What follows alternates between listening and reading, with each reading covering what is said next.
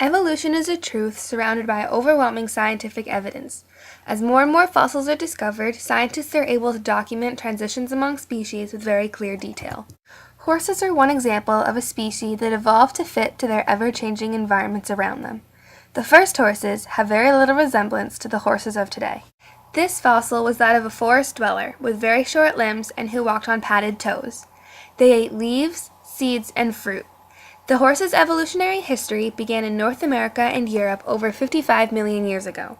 This early form of the horse was called the Mesohippus. Beginning about 24 million years ago, there was a climate change, turning some forests into grassland savannas. After this change, horses began to diversify dramatically. The original forms of the horse diversified with the changes of their habitats. Grassland dwellers became specialized and evolved high-crowned teeth for chewing grass, along with longer limbs for escaping predators. These transitional horses are called Parahippus. 5 million years ago, at the beginning of the Pliocene, a new form of the horse took shape. This new adapted horse was more well-equipped for life on the open plains. They had high-crowned teeth and ate grasses exclusively.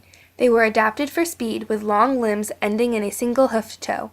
Their nostrils became larger, making it easier for them to smell danger, along with larger ears to hear better. These mammals were called the equus. The equus is the closest ancestor to all modern-day horses, along with zebras. The evolution of horses is best shown by a bush rather than a straight line.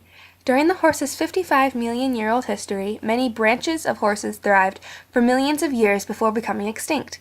The bush, or a tree, is very complex and lengthy. Today, Equus is the only surviving ancestor of the group. The reason that people have the impression of straight-line evolution is because there is only one genus that happens to still be alive today. This makes people think that the one surviving genus was the goal of all of the horse evolution. However, this one genus is the last surviving part of the bush that once used to thrive. Different branches of the horse became extinct for multiple reasons. Many different species of horses were alive at the same time. They had different numbers of toes, along with different diets. Mutations occurred that allowed the species to survive better in their changing environments, which caused the diversity throughout the bush. All forms of horses, including modern-day horses, stem from one common ancestor called the Hyracotherium. This one common ancestor then stemmed out to the Pachyolophus, Propalioforavium, and the Orohippus. This pattern continues, so on and so forth, as you can see here, until we reach the equus. This is the barcode for horses. All barcodes used for any species use the same section of genes within organisms.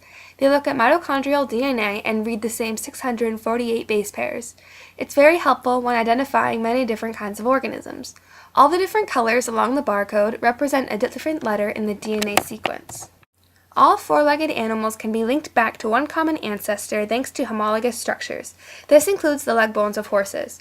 All pieces of life are connected and can be linked back millions and millions of years.